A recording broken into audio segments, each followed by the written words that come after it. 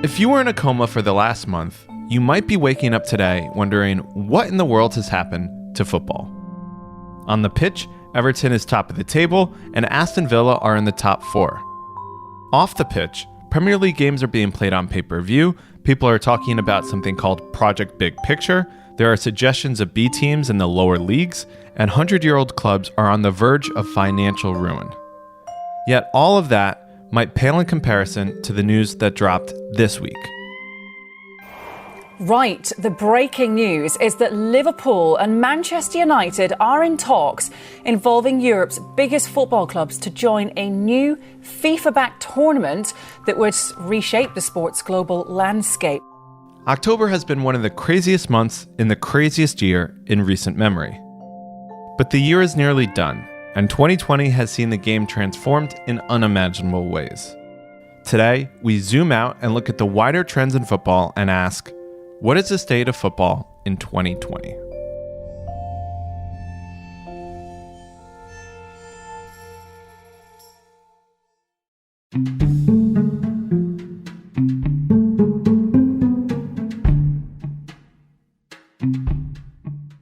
I think 2020 is going to go down as the weirdest football season in the history of the game.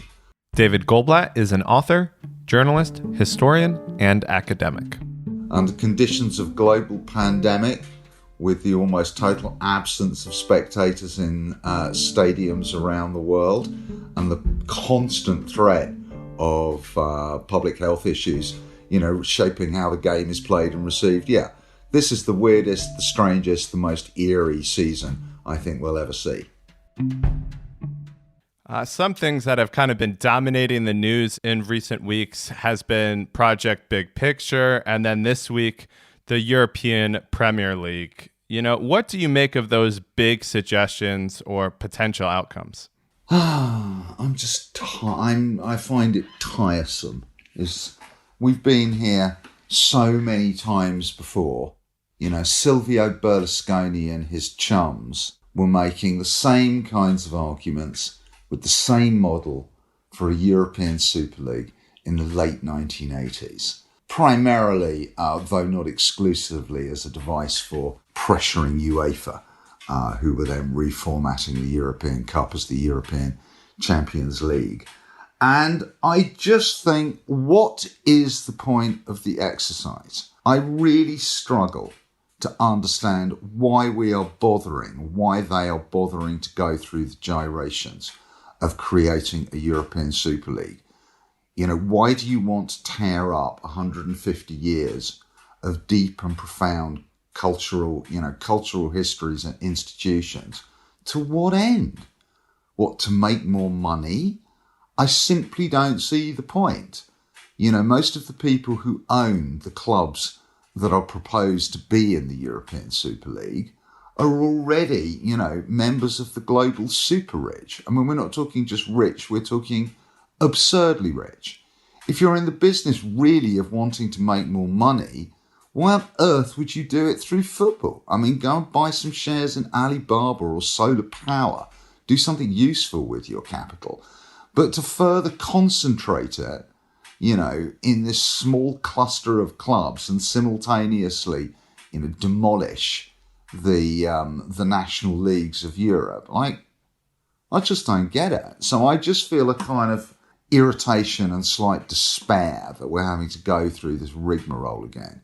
Project's Big Picture, I'd love to have been at the meeting where they dreamt up that name for it, is more interesting in the sense that there is obviously a really profound crisis in English football and elsewhere under conditions of COVID, where the lower leagues, who can't rely on broadcast income, which is the only thing, and the sponsorship a bit, which is holding up, but are much, much more reliant on matchday income, which of course they can't get, and have much frailer finances in any case. They're desperate.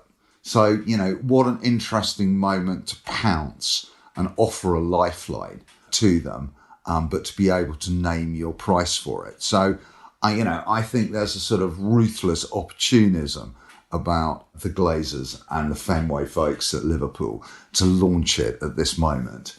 You know, there are certain elements of what they propose that I don't actually, on the face of it, have a problem with. You know, that there should be an end institutionally to the divisions between the Premier League and the rest of professional football in England seems to me wise. That there should be significant support for the lower leagues and a bigger share of broadcast money, or cut anyway, maybe selling them together kind of makes sense.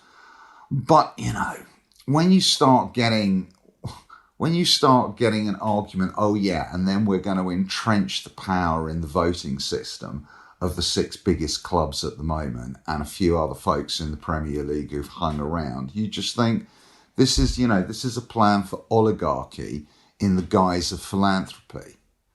And so I sort of wonder what really the play was, though, because, forgive the cliche, turkeys don't vote for Christmas. So the Premier League would have had to have agreed to this thing in the first place, and they were only offering oligarchy for 9 out of 20. So I really don't see how you're ever going to get your majority. So a certain sort of political gaucheness on their part, I think. I mean, I think the fact that the EFL, in the guise of Rick Parry, you know, were in their pocket on this, does point, though, to the desperation of the situation outside the Premier League, you know, over the next year, over the next 5 years, that people, you know, to a hungry man, crumbs from the table are still crumbs. On Friday, 16th November 1990, in a tower block on the south bank of the River Thames, a dinner was being prepared. Security was tight. The guest list was secret and exclusive. It bore the names of the aristocracy of the world of English football: Arsenal and Manchester United, Tottenham and Everton, and Liverpool. The Big Five, all members of Division 1 of the Football League.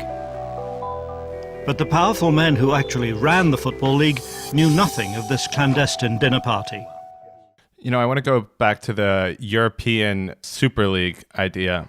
To me, there are some similarities between the formation of the Premier League and a potential European Premier League, and it's not just in the name. You know, the self-interest of these big clubs above others and their desire to consolidate power. You know, do you see any similarities between those two, or am I reaching a little bit? You know, there are similarities. I mean, you know, the logic of the last 25 years, the way global football works, is to concentrate power and wealth at the top, not unlike the rest of the global economy. I think this is much more transgressive in the sense that the Premier League in the end, although they pulled up the financial drawbridge by retaining promotion and relegation, they remained part of the wider football pyramid. And institutionally and, you know, sort of limited it as it is, the Premier League still pays up, you know, 5% of its turnover to, you know, grassroots football foundation, etc. So it's not a complete break. It's a sharpening of inequalities. It's a rising, you know, all sorts of barriers being put up. But in the end, it's not a complete break. But this is a complete break without relegation, without promotion. And, you know, this only works or makes sense if your primary concern and your primary understanding of your club is as a global brand that will be consumed, you know, because the money to be made from this is going to be made in China and India and Indonesia and the Gulf, where there will be very large numbers, presumably, of fans who are going to pay up for whatever television, internet packages on offer. And I find that, you know, just sort of uniquely depressing. I mean, I'm no fan of Bayern München, but, you know, its meaning and its purpose and why, you know, it matters is that in some sense sort of, you know, represents and speaks to the people of Munich and of Bavaria. And, you know, this is a model that says, actually, none of that really matters. What really matters is, you know, the number of people on screens in East Asia, you know, or Bangalore. And I just think, like, really? What's the point? What's the point of that? So it kind of sounds what you're saying is this would make clubs, instead of local clubs, city clubs, international brands, and it would kind of cement that. I mean, they are already, of course. It's not like it's a complete break with the past, but this is like a complete shift. It really is a sharp shift in the balance between, are you about the people who are present and the people who are local and the people who've invested and made this thing. Bayern München didn't just emerge out of nowhere, or, Manchester United didn't just emerge or get invented when the Glazers showed up. This is accumulated cultural capital from the interaction of fans and their clubs over the last 100 years that creates the meaning and the feel and the purpose and everything about the club. And I just think it's profoundly wrong to completely orientate its purpose to, a global audience. I think that's what this is about. Because if you're watching, with no disrespect, from Chengdu, then a game between Inter and Manchester United has as much meaning as, a game between Manchester and, let's say, Bolton, who used to be members of the Premier League. It's all the same, but it's not the same if you're from Manchester, and it's not the same if you're from Britain, if you're from England. There's a whole web of meaning and history, that is invested in those kinds of fixtures. And that is irreplaceable. And you're just destroying all of that, to create this absurd synthetic set of conflicts.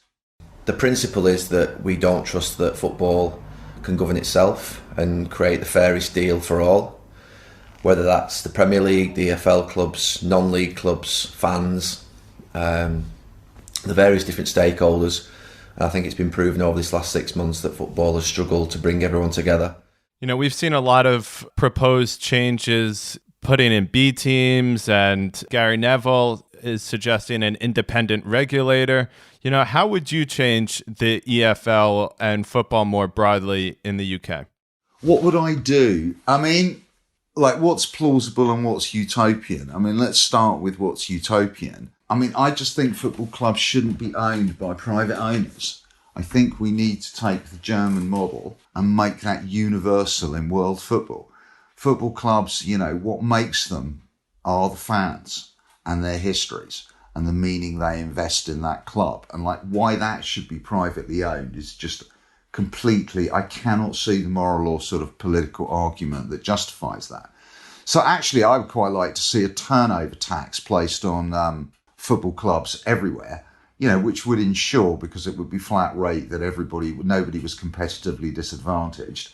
And then you take that money each year, and obviously agents and players would be getting slightly less, but no one's going hungry.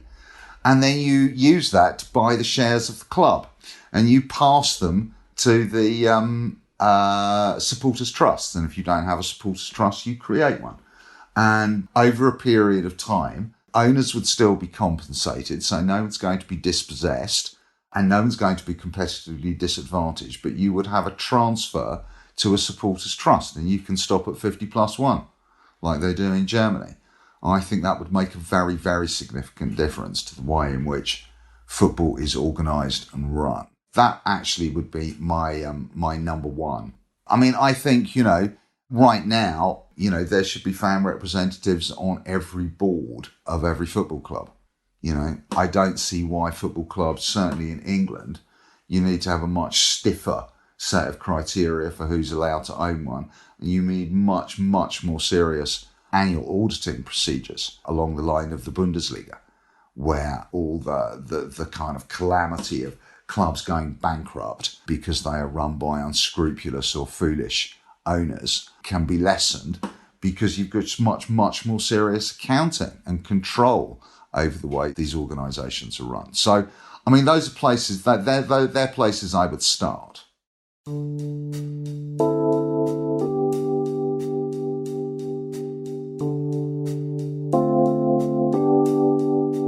What role does government have in this? We've talked about them providing a bailout, but, where do they play in all of this? Well, truth is, there's not a lot of bandwidth right now in government in this country to be thinking about football. And I think that, you know, the current government doesn't really have the sort of capacity to think about it very much. So I think the initiative's got to come from below. There's got to be, as in fact the current government promised, a fan-led review of the football industry and its regulation. And out of that should come, you know, that should set the agenda, legislative and otherwise, for the government. I mean, the truth is, you know, that we've been here before in England. The Labour Party, when it came to power in 97, set up the Football Task Force. Interestingly, Andy Burnham, who you may have come across now as the Metropolitan Mayor of Manchester, Everton supporter and fearsome opponent of the current government, got his kind of earned his political spurs, I would say, being the secretary to that task force. And you know, they, long before Gary Neville, like when they reported in 2001, were arguing for an independent regulator. Anyway, that's just to suggest that that's where the energy's got to come from for what government should do. I mean, I would like to see at the end of this some kind of legislative process that changes corporate law to make sure that football clubs have to have fans on the board, that they have to be open and transparent, that they're considered as community assets. So all sorts of different regulations financially and in planning terms apply to them. You know, I think we have to go back to a situation where you've got an independent chair of the Football Association. I think there need to be more independent members of the Football Association on the board, you know, and government, if it doesn't legislate, can at least put on pressure for some of that. I mean, there's going to need to be a small rescue package of some kind financially, but the government should be very, very strict about the payback on it is. I mean, we've been here before. You know, 25% of the costs of putting the seats in after the Taylor report in 1990, you know, was national lottery money and government money, and the government never took any equity. So it's like, if the public is going to bail out lower league football and keep it going for all sorts of good and positive reasons, there should be public equity in all of these clubs, which can then be passed to supporters' trusts. I think that everybody needs to play their part in this national effort, and that means Premier League footballers too.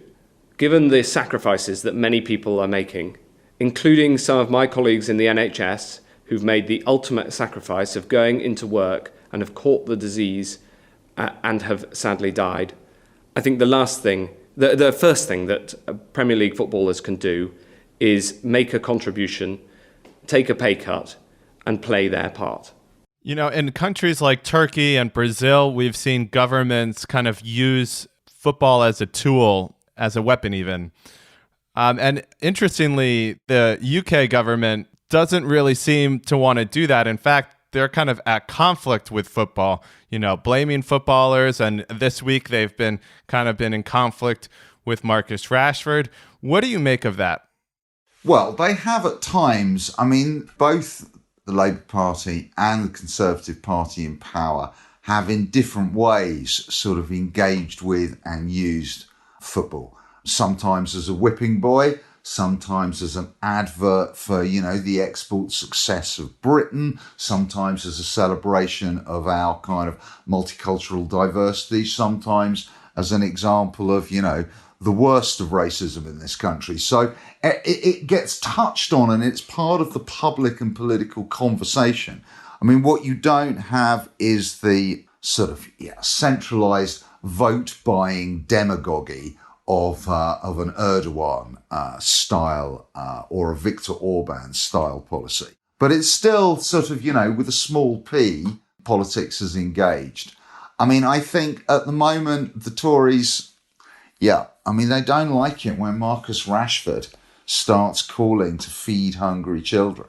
And they like to lash out, of course, you know, at footballers, you should be paying up. I mean, I think this is just because they're a bunch of mean, stupid bullies. I mean, I find the whole kind of footballers paying up, which was the argument at the beginning of lockdown, I just like, really? How come you're not saying that to the accountants? How come you're not saying that to the consultants that you're paying £7,000 a day to work on the broken test and trace? I mean, there's a really nasty kind of anti-working class snobbishness still about the Tory party, and they can't bear it that people are earning that kind of money. And my God, they're footballers. So I think there is that going on.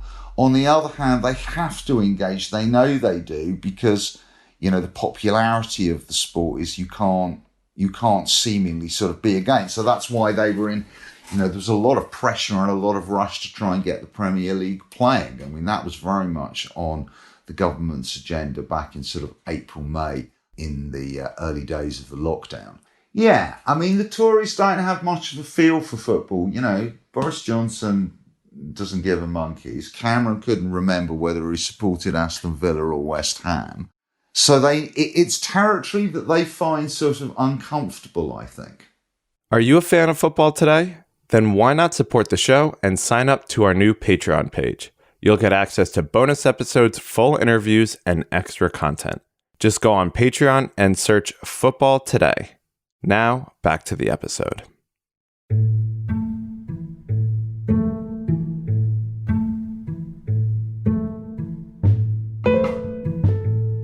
I want to kind of take a step back and look at the big picture. We kind of mentioned COVID already, but in your opinion, how has COVID changed football on a macro level, not just in England, but, worldwide? Obviously, there are two huge things. On the one hand, it's financially catastrophic for the commercial end of the game in many places in the world. And secondly, the absence of fans, the absence of humanity in the stadium, demonstrates what a very hollow spectacle it is otherwise.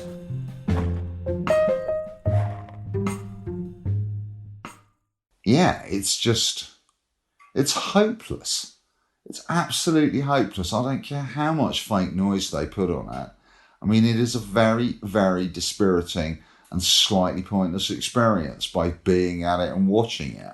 This week I had the privilege to go to Forest Green Rovers, who are a team in the fourth level of English football, about 30 miles north of Bristol. And I was invited to be in the socially distanced director's box when they played Stevenage. And in normal circumstances, particularly not having been to a game of football since I went to one in Los Angeles in March, it was like amazing. God, I'm going back to the football. And it was just so dispiriting. It was so really just slightly vacuous and hard to concentrate on. I mean, I really found actually in the absence, and I find this on the television, in the absence of the crowd giving structure, purpose and meaning to the game, I find it much harder to watch it, aside from it just sort of being less enjoyable. So I think it's revealed that, for all of the attempt to turn football into a exclusively commercial spectacle, controlled from above, in the absence of humanity in the stadium, it's nothing. I mean, the commercial end, not obviously like at the grassroots playing end, that's a whole different thing. And I suppose also, COVID, as it has everywhere in the world and across all sorts of social divisions, has just exposed the extraordinary inequalities of our age. I mean, it's very stark. We are tired. We are tired of no one listening. We are tired of screaming for help. We are tired of discrimination. We are tired of protesting. We are tired of demanding social equality. We are tired of demanding social inclusion. We are tired of asking for change. Is it now the case that Premiership footballers care more about children going hungry than most MPs? So this is, of course, as a reference to Marcus Rashford and his campaign to get free school meals throughout the holidays. Something else that we've kind of really seen in 2020 has been athlete activism. It started largely with Black Lives Matter, and now we're seeing it right now with Nigerian players, sending out messages back to their home country to, end SARS. What do you make of this athlete activism movement, if you will? I'm delighted. I'm absolutely delighted. I think it's just great. I'm really, really pleased. I mean, let's remember, there's a long history of athlete activism. It didn't just come out of the blue.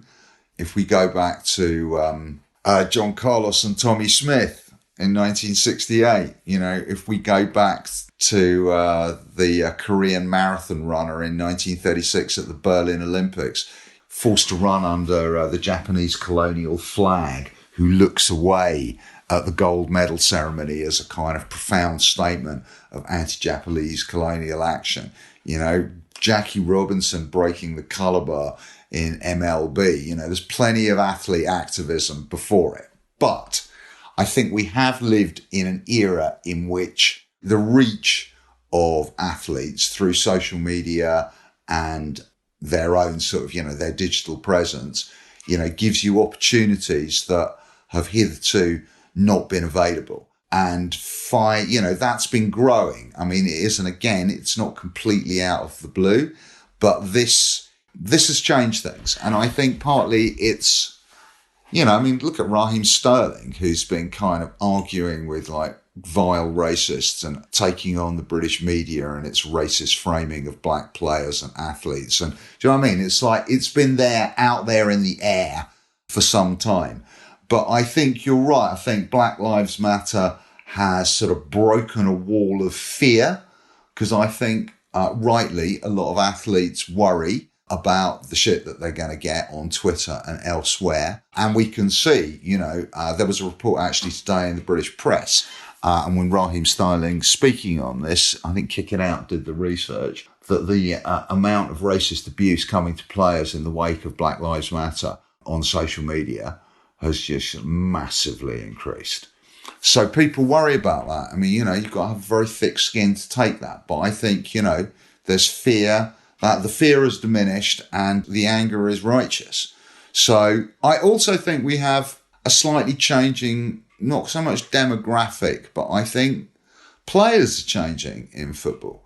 I think that the training process that they go through, I think the culture of the dressing room, I think the way they're treated at the clubs has changed. I think they are less oppressive and less hierarchical. I think there is more encouragement for footballers to use their brains in every possible way, of course on the field. But, that then has consequences elsewhere in one's life. And to take responsibility and all of this stuff, I think that's changed the vibes. And particularly when you've got incredibly diverse, multicultural, cosmopolitan squads. This has got to be eye-opening for everybody. And I think it brings wisdom and knowledge and courage. And that's what you see in someone like Marcus Rashford out there. So I think there are sort of deep roots and there are changes in football that have made this possible. And I think it's great. I can't wait for more. Is that the most positive aspect of football in 2020, or is there something else that, you've really realized or noticed this year that's uplifting? I'm struggling for uplifting after that. I'm open to suggestion. I think that probably is the best of what we've seen. I mean, in a very small way, I thought we know that in the most serious phase of the lockdown, certainly in Germany and to an extent here in England, and it may well be true elsewhere, I don't know, that fan groups were important, mutual self-help groups, delivering food to those who were shielding, providing, helping people out who were struggling in all sorts of ways at that moment. And it's the same sort of generosity of spirit and the sort of link between football fandom and kind of communality more generally that has seen lots and lots of folks, instead of paying up the 15 quid for pay-per-view for the Premier League, is giving that money to fans supporting food banks, which is now a kind of national movement in England where fans set up food bank donation places outside football stadiums. And that's been great. So, there's those sorts of energies in English football and those sorts of organisations. Yeah, that's uplifting too.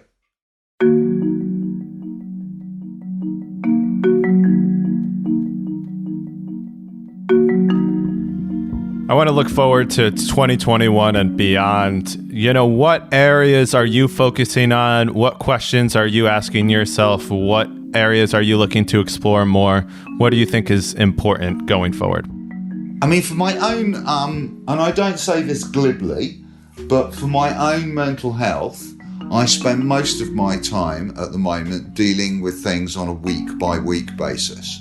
What am I doing this week? How am I work, life, children, partner, family, Bristol? These are my I'm just getting through it on a week-by-week basis. And I'm really struggling to think very long term about anything very much. And when I do, I also find that quite a struggle. As you may, I don't know if you know, but this year I've been writing quite a lot about climate change and sport in general, and climate change for football in particular. So when I start thinking about, where are we going to be in the next few years, and where are we going to be 10 years down from the line, actually what I'm thinking about is how is climate change and extreme weather going to be shaping the world of football? And I think it's going to be pretty significant. I mean, I think it's already affecting global sport quite seriously. I mean, you might remember at the beginning of 2020 when we thought the environmental story of the year was going to be the Australian wildfires, and the Australian Tennis Open and Australian cricket has to be called off because of the environmental pollution coming their way. This is going to start hitting all of us in the world of sport, and football is absolutely not immune. Extreme weather is going to see a lot more cancellations of football games and a lot more disruption. I calculate on mid-range climate change assumptions that a quarter of English Football League stadiums will be, at best, annually completely flooded every season. Some will actually be underwater by 2050. And that is going to be knocking on our door, certainly, by 2030. I mean, as for 2021, oh man, I'd just really, really, really like to be able to go back and see Bristol Rovers. That's my number one hope. I really just hope I can go and see a few games of Bristol Rovers. And I don't care if they win or lose, and I don't care if the game is any good. I just would really like to stand close packed on the stand and not have to be freaking out about that as a prospect. And I don't know whether that will be possible, but that will be my joy of 2021.